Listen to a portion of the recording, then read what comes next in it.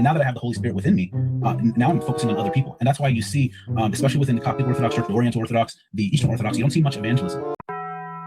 And it's not even just a Protestant objection. We get this from Eastern Orthodox Catholics. They'll say, well, you guys never did anything. You guys just stayed in this weird part of Egypt. You got invaded. You guys died out. Or in Ethiopia, you just stayed in Ethiopia or Armenia, et cetera, et cetera.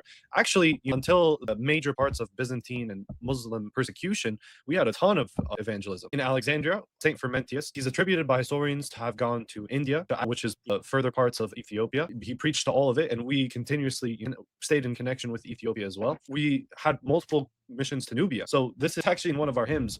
Most of Africa was preached to by Egypt, right? So we say like Mark is basically the head of Africa, because from Egypt, I think even Jerome says in his illustrious men, he says Mark produced a church so shining that all of the surrounding countries around them also followed the example in the lead. We didn't just stay put, right? Even in the 21st century, recently, because a lot of people say, oh, recently you guys aren't doing anything. You guys just came to America, you just immigrated. What are you guys even doing? We've gone in missions to Kenya, to Zambia, to the Democratic Republic of Congo. There's plenty. I think even the Syriac Orthodox are evangelizing in Brazil, in South America. So evangelism has never been a limiting factor, right? Even in the Ethiopian Orthodox Church, we have St. Caleb of Axum. He set up Christian institutions in neighboring regions. He reclaimed them from pagans, right? So he's known for that.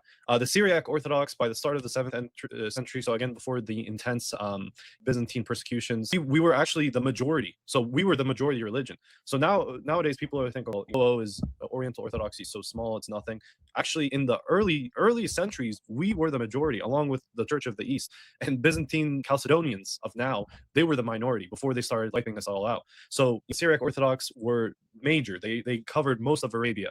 Armenian Orthodox were integral in Europe. So they started preaching in Jerusalem as early as the 4th century. The Patriarchate is still maintained today. I think it's the biggest now. Or the Armenian Orthodox saint, Meshrab Mashtats, he preached in Georgia and Albania, half of Europe. In the late 18th century, Armenian Orthodox merchants preached to much of South Asia. They set up multiple monasteries and churches in Italy and parts of Muslim Egypt. It's really funny because actually I think the first Christian governor of Egypt in the start of the 20th century, he was Armenian. And this is actually really interesting. A lot of people don't know about this. There's evidence that Coptic monks were already in Ireland by the time St. Patrick had gotten there and was raised there. He came into contact with a lot of Coptic monks. He sent a bunch of letters and learned most of his theology from Coptic monks. The St. Patrick's Day, which I think we're coming close on, that was Coptic inspired. That saint, we can claim that a lot of his inspiration came from there. It's ludicrous. Not that the size of the population makes our church true, but rather it's not a limiting factor. It's not a loss on us. If anything, it shows we are strong, and we have always maintained this tradition of preaching and evangelizing the faith as the early disciples and apostles did.